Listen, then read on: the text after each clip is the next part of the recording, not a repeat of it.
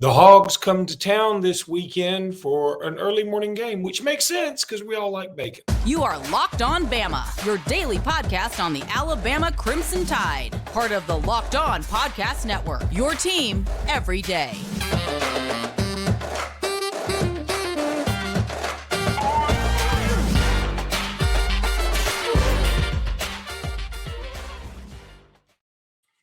Hey, everybody, and welcome back into Locked On Bama. Luke Robinson, that's me. Jimmy Stein, that's him. This episode is brought to you by Gametime. I'll tell you about Gametime in just a little bit. I don't know why I say it like that, but I don't know why you do it. I sort of like it. And I'm surprised that you say it that way and they don't want it said that way because it just sounds like good marketing. One of my favorite comedians, Louis C.K., had a whole bit about how he had to call an exterminator over to his house to get a bat out of the house. And the exterminator just came in, like he was scared to death and like ducking for cover. And the exterminator came and just grabbed him by the feet or hooves or whatever he's got, and took him out. And he said, I felt so emasculated. He said, I felt like I should just start talking like an old Southern woman. And he started like going, "Oh, Mr. Exterminator, man." You know, he kept doing that for a while. And he said, I can't stop doing it now. He said, I can't. He said, now I'm just doing it. That's me doing the game time thing. Sorry, I got a mint in my mouth if I sound weird. Anywho, Jimmy, Arkansas will be coming to town this weekend at the witching hour of 11 o'clock in the morning. Everybody loves that for homecoming. There's got to be something worse than that, but I just don't know what it is. Do we do the parade after, or are we going to do the parade at like 6 in the morning? The parade begins at 7 a.m. Saturday. And, you know, I feel really bad for not just everybody that's in the parade that has to be in a parade at 7 a.m., but like, who's going to go to this?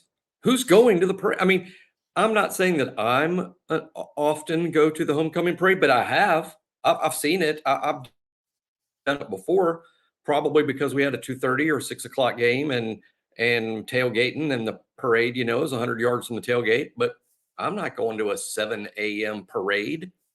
No, I mean, there's no reason to have a 7 a.m. You almost should do it afterwards. But of course, then on the off shot, if you do lose, that would be the only thing more depressing than a 7 a.m. parade before the game is a 5:30 parade after the game and you lost. But yeah, I'd be like, I'm not homecoming, I'm home going.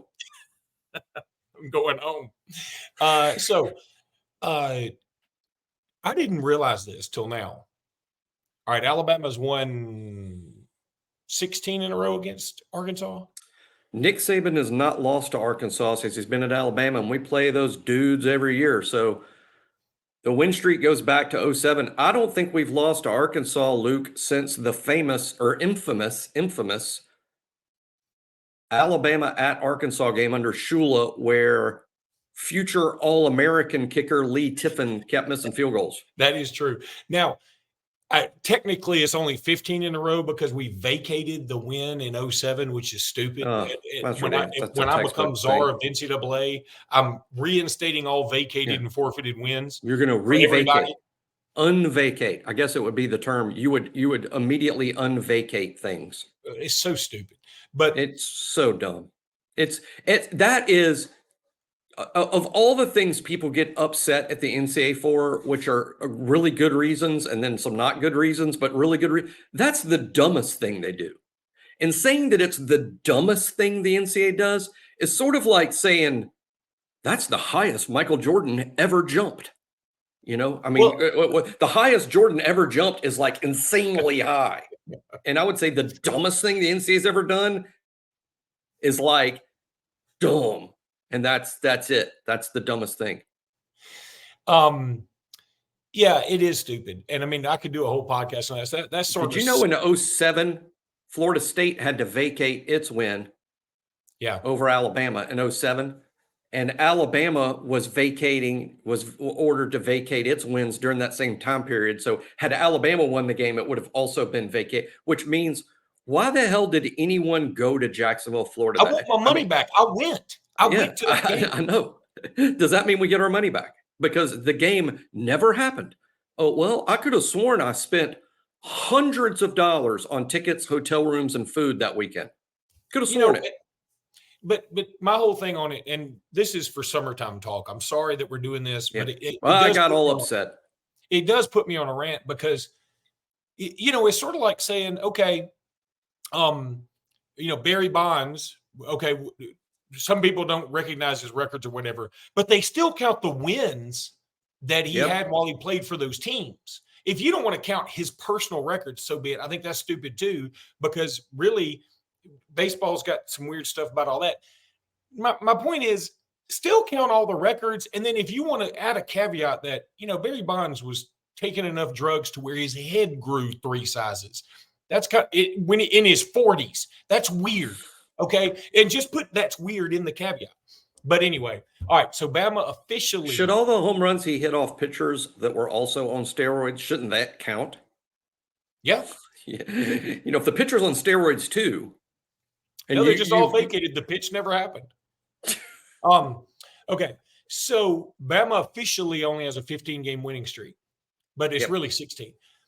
Did you know that this thing was essentially tied at 8? If you take out the vacate win thing, this thing was tied at 8 wins each, and now Alabama's up 23-8 in the series. That's incredible. That's amazing. Do you remember? We were friends long before we had the podcast, and I remember conversations we used to be in, me and you, Luke, where before Saban got to Alabama, the Arkansas was the tell game. That's how you knew we had a good year. If we beat Arkansas, all the years that we beat Arkansas, Alabama had a good year in football. And all the years we lost to Arkansas, we did not have a good year. And that used to be the tell. Now the tell is like Ohio State. You know what I mean? Yeah. If we played Ohio State in a postseason game, the season probably went well. But no, the tell used to be Arkansas. And boy, now we tell nothing from that game. That said, it is crazy that we've had that level of success over them because they're often good. They're often a good team. They often have dudes. Every year, it seems like Arkansas's got 3 or 4 guys that I'm like, oh man, I wish that dude played for us, like Drew Sanders. That's a joke. But this year it's kind of hard to find that guy. I mean, I do love Rocket Sanders, that running back. He's one heck of a player. I'm not trading one of ours for him. I mean, know. Jimmy would. I'd trade Jason Roydell. I mean, I think Rocket's really good. I mean, I think he's been banged up this year, and that's affected his numbers. But he's a big old joker. I like him. But what my point was, most years I can name 3 or 4 guys I would love to have on my team from Arkansas. Like when you remember Burks, the wide receiver, a few years, Treylon Burks, just unreal. But they don't really have dudes. That's their problem.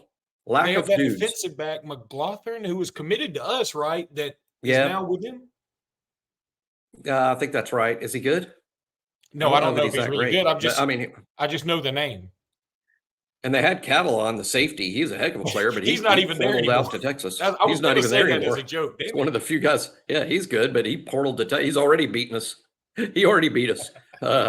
He never did Arkansas, but he did quickly at Texas. Now listen to this. Let me tell you a few other things before. They've always got. I know who they got. The center is a good player. There you go, Bo Limmer. And would I trade? I'm not sure. Somebody is calling me just like they always are in the middle of this. Jason Wardell is so pissed that I just traded him for Rocket Sanders. It's Jason Wardell. I'm just going to let it ring now. It's just part of the. Stein just traded us to Arkansas for Rocket Sanders. Let me say this, that here's something that's interesting to me, that just looking back at the games, Alabama since 2016 has not scored fewer than 41 points against Arkansas. Now, Now, Arkansas has scored. How many times do you think they've scored over 20 in that same period? Since 2016? Yeah, don't go through the games in your head. Just quickly. I can't because I don't have the brain power to do that anymore.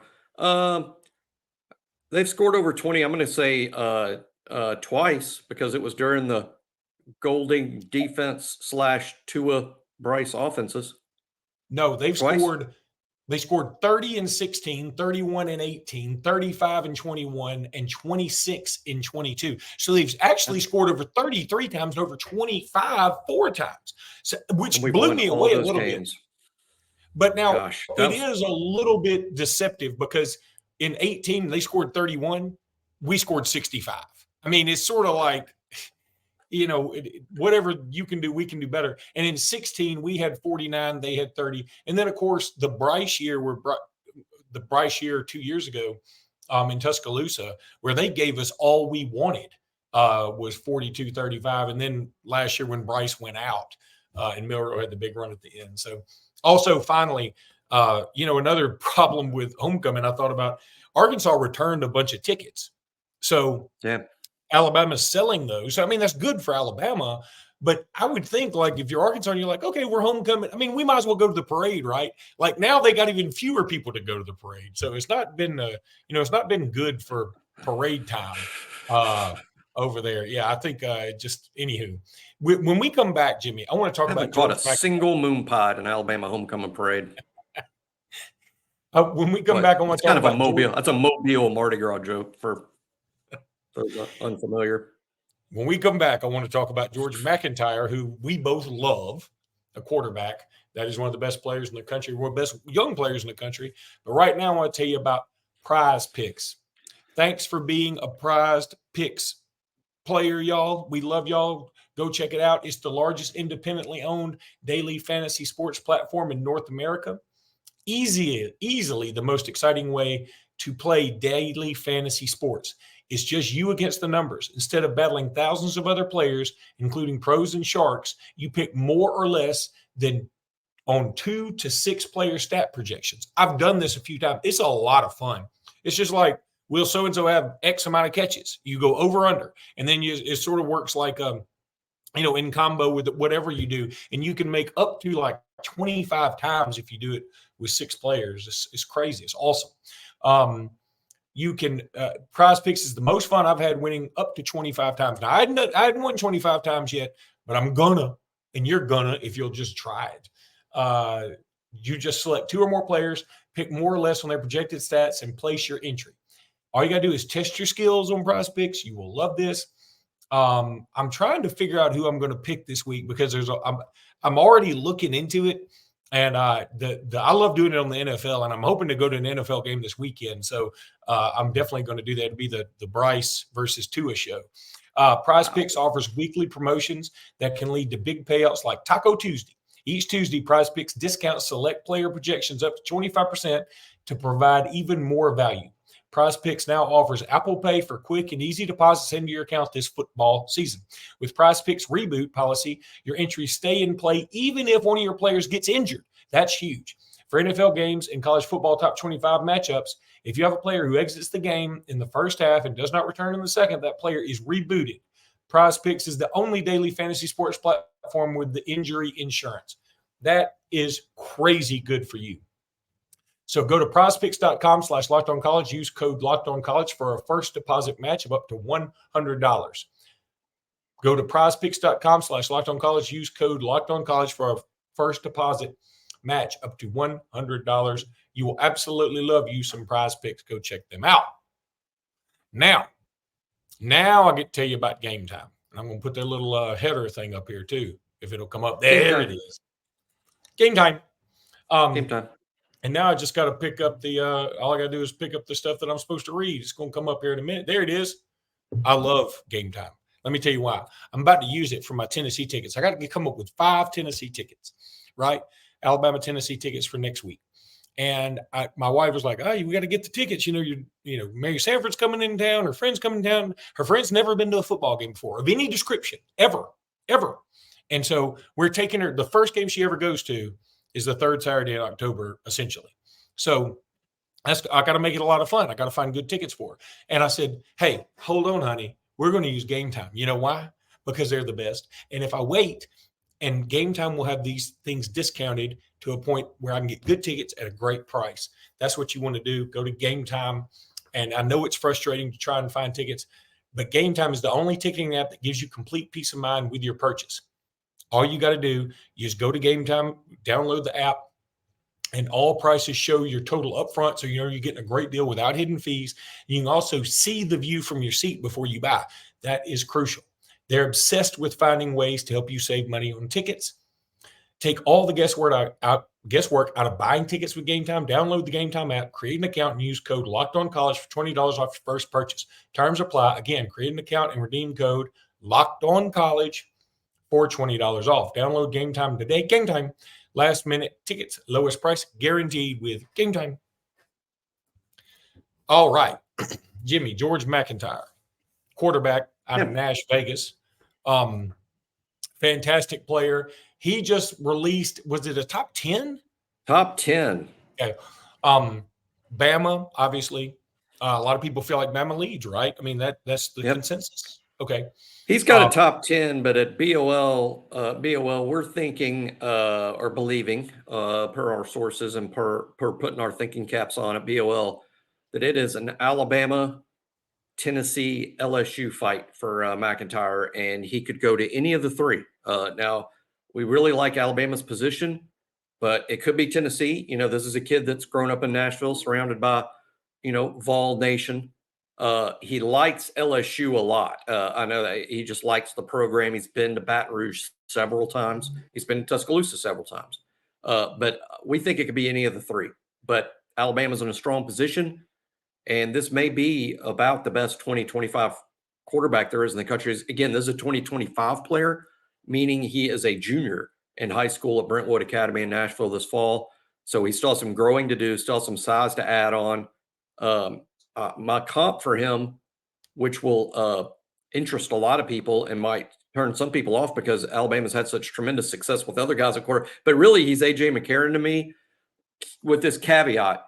When AJ came out of high school, he was highly rated and highly recruited, but not nearly as highly rated and highly recruited as McIntyre. McIntyre is like AJ plus as a prospect, but I use AJ as the comp because I think his game is a lot like McCarron's. He's built like him. He has he looks like him. Yeah, he looks like him. He has a similar throwing motion, possibly because both AJ McCarron and George McIntyre are trained by QB country. could be a coincidence or not. But anyway, for those like, what kind of quarterback is he? I think he's AJ. And let's keep in mind how often Alabama won games under AJ, and that AJ, as we speak, it's been 100 years ago AJ played here, and AJ McCarron is in the NFL right now, Cincinnati Bengals. So I would be super excited about having a pocket passer, because you know what seems to work in the NFL? Exactly that. I mean, when you're talking about the best quarterbacks in the NFL, I mean, most of them, not all of them, but most of them are pocket guys. The Josh Allen, Joe Burrow. That seems to work well. And George McIntyre's that type of guy. By the way, another guy with just coach on the field. Granddad was the head coach at Vanderbilt. Uncle Mike is the head coach at Florida International right now. So FIU made his final top 10, and I saw some people almost joking, and I'm like, guys, it's not really a joke. I mean, his dad's brother is the head coach at Florida International. It's cool that he's giving them some extra looks. Now that's all he's doing. That's all he's doing is giving them help. Yeah. Yeah, it's helping. And who wouldn't maybe want to play for their uncle? But we don't think that's going to happen. But he did have FIU as one of his top 10. And that's because it's Uncle Mike, right? There are a lot of people out there that wouldn't want to play for their uncle. Uncle Mike. Oh, yeah. But I mean, I'm just saying, not every uncle is beloved. And I say this as an uncle myself. Yeah. I'm sure there's some nephews and nieces listening to this going, you're telling us. Anyway. Yeah. Anywho, I just found that I really like him a lot. And boy, I wish I'd had the foresight. I didn't know you were going to comp him to AJ McCarron, but I pulled up his picture to look at it. And yeah, he looks a lot like AJ McCarron. He's almost got, it's not quite Bama bangs, but if he lets the front grow out a little bit more, I think he'll have it. Yeah, I've seen him in person. And seen him his tape a lot, through QB country, and he does. I mean, I think I was comping him to AJ before I ever saw the tape. He just sort of looks like him, but no, he's built like him. Really tall. He's thin. He needs to add some weight. So did AJ. I mean, when we signed AJ, I happen to remember Alabama fed AJ the first 2 or 3 years is on campus like this organic peanut butter that they thought I mean, they were just trying to add weight. Not every person can do that well, but yeah, George is going to have to, eat some peanut butter when he's here. But AJ ended up being a 5th round draft pick, and frankly should have been a higher draft pick. He had hurt his shoulder at Alabama, and that really affected his draft stock. I don't know why more trainers don't do this, but I've learned this. If you want to gain weight, get married. If you want to lose weight, get divorced. You got to get that body back in shape. Another Louis C.K. thing that sounded like daily affirmation on Saturday Night Live. He said when I got divorced, he said the problem was like I was like 45, and he said I wasn't going to get much better than I was right now. He said, it's like having an old Pinto out in your yard, and it's beat up. And what if somebody told you that's your only way to work now? And he's like, I got to fix that up. There are bees in the tailpipe. What am I going to do? He's like, I can't really work this up. Anyway, I just love me some Louis C.K. at times. I don't love everything he does behind the scenes, but I do love his comedy. Okay, Jimmy, I need to, when we come back, I want to talk about the SEC race and how it's shaping up, because I'm telling you. Pretty simple. It is simple, and I'll tell you why. I'm not concerned. I just sort of wish something else had happened this weekend that didn't happen. But I want to tell everybody about Jase Medical now. The Jase case, I got one. They're awesome. It provides 5 life-saving antibiotics for emergency use. All it takes to get a Jase case, and this is really simple, is fill out a simple online form, and in some cases, jump on a quick call with one of their board-certified physicians. Get ongoing care from their physicians on any treatment-related questions. Doctor created, doctor recommended. Don't be caught unprepared. It's scary times out there, y'all. Don't be caught unprepared. Everyone should be empowered to care for themselves and their loved ones during the unexpected. Jase handles everything from online evaluations to licensed pharmacy medication delivery and ongoing consultation and care. Look, I'm telling you, my wife loved that I got this thing. It looked like I was taking some initiative and some foresight, and really I wasn't, but now I'm glad that I did. Get $20 off these life-saving antibiotics today from Jase Medical by using my code LOCKEDON at checkout on jasemedical.com. That's JASE medical.com. Like Jase McClellan, Jase Medical. Same kind of thing. Everyone should be empowered to care for themselves and their loved ones during the unexpected. Jase Case is there to help you. Okay, so the SEC race, Jimmy. Yeah. This thing's shape. I mean, look, on the East, we knew the whole time. Georgia, they weren't the fanciest and the best, but they flexed a little bit against Kentucky. And by the way, Mark Stoops is like begging for people to contribute to NIL now. It's kind of fun. I like it. I do like it. I think it shows that he knows what he's talking about. On the West side, I was looking at it's crazy how fast this season's gone, because think about this with LSU. Okay, we got the tiebreaker over 2 of the top contenders in Texas A&M and Ole Miss. Obviously, LSU already has a loss to Ole Miss. That helps us. But here's what LSU has left. LSU's kind of already done their thing with the exception of us. Now, if you want to say A&M is going to be a tough game for them, okay. I don't think so, though. Not in Baton Rouge.